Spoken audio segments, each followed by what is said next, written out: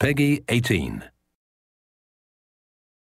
Hi everybody, this is Noah Hughes, Creative Director on Tomb Raider, and we're here at Crystal Dynamics. We're going to take a look at a segment of the game that's going to showcase some of our combat and high action sequences. So we can see Lara walking down these steps. She can overhear conversations from the enemies. You can see as she becomes aware of the enemy presence, she'll take cover behind anything that looks like cover. So that's something that's automatic, and we really promote the ability to freely move within cover and move throughout cover. So Lara's assessing the situation. She can overhear bits of story and understand more about what's going on the island. But most importantly, she can sort of use brains as she approaches this situation. She'll take out one guy. We can see that the enemies are reacting, so they're creating cover for themselves, reacting to her situation. Another guy's trying to flush her out of cover with the Molotovs. This is just an example where we really try to make the AI adapt to the situation, but also promote movement from the player so that they're not just stuck behind cover and playing sort of pop and shoot cover games. We really promote that movement. So we can see Lara approaching here. She's got her a new gear element, the rope arrow. She's able to create her own zip line. And with the shotgun and the zip line, she's now back to an area she had been before, but able to access spaces that she had never been able to get to. Are you there? I'm here, Sam. Are you okay? What do they want with me, Lara? A fire ritual? This is so fucked up. Listen, I'm coming to get you. I'm going to get you out of there. Please, please help me, Lara. I promise. I promise, Sam. Hey, she just... Oh no! Sam? No! Sam! Help me, Stay away from her, you bastard! Stay away!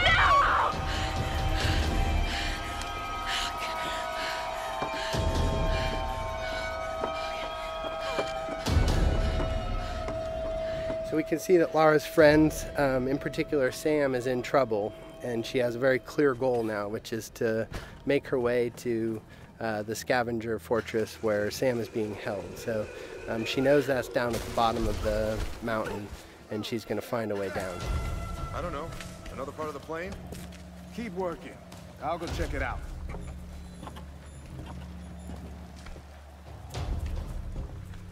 Again, often the best strategy is to sort of assess the situation before you jump in with guns blazing. Of course, you're always welcome to just open fire, but the game really promotes sort of that tactical approach in some situations.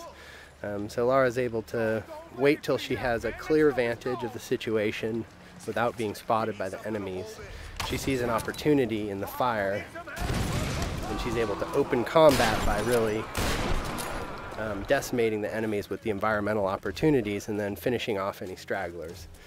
Now, last time we showed this space, we took the left route, and this is just an example of a forked path where you can see them coming up the path that we would have come down naturally. But because Lara's observant and she's taken advantage of her traversal in the environment, she can get the drop on these guys in a way that you may not if you weren't necessarily utilizing traversal to progress. And keeping your eyes open for those opportunities. So again, Lara using the barrels as part of the environment to sort of create chaos within the enemy AI and take advantage of that chaos. So again, Lara just not necessarily being all about the biggest firepower, but really trying to use a tactical approach to combat.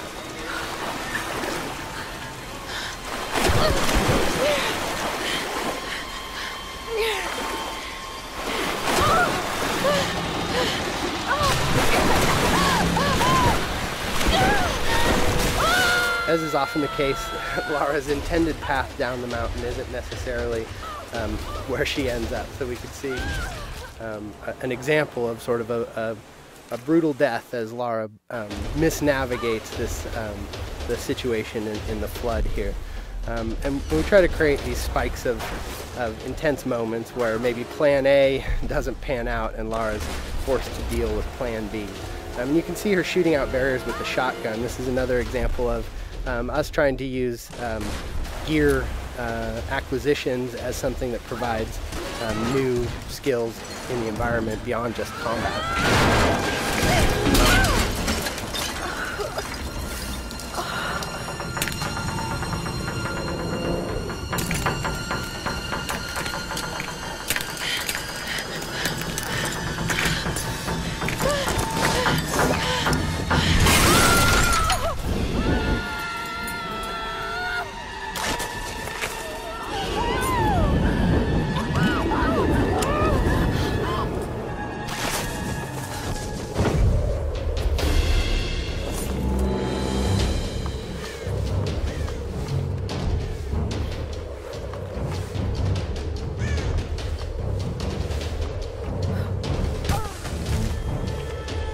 can see that Lara's been able to adapt to this turn of events and managed to find her way down the mountain, but is a little bit worse for wear, having gone through a pretty traumatic descent. So we see Lara sort of shaken from the experience, and ultimately this is really just awakening injuries that have started since the beginning of the game. You can see her side is already bleeding from experiences she had when she first washed up on the island, and that's just been made worse by her traumatic descent. And so we're sort of introduced to this new space. This is the scavenger town, and up on the mountain you can see the ancient palace, which has been fortified by the scavengers, and really that's where Lara thinks Sam is being held. And so her goal, Sam and the others, so her goal is to really make her way into that palace. But you can see that she really is sort of feeling the effects of the fall, and as she stumbles her way into this new space, we realize that Lara is indeed worse for wear and has limited traversal capabilities. So you can't necessarily climb from roof to roof like you might if you were in the best of health. So Lara is really forced to sort of in a position of vulnerability to sneak her way towards the medical chopper that she saw, and hopefully find some supplies that are going to help her deal with her current situation. I don't know what you're talking about. Please. You are lying. I know you escaped with them. Please. I don't. I need to loosen your tongue. Tell me!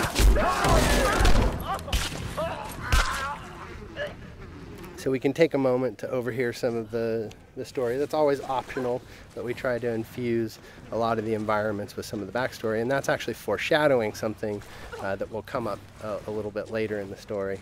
So we make our way through this grotesque tunnel, again trying to get to this medical chopper in hopes of dealing with our injuries, but really trying to take a cautious approach and stay away from these nasty scavengers.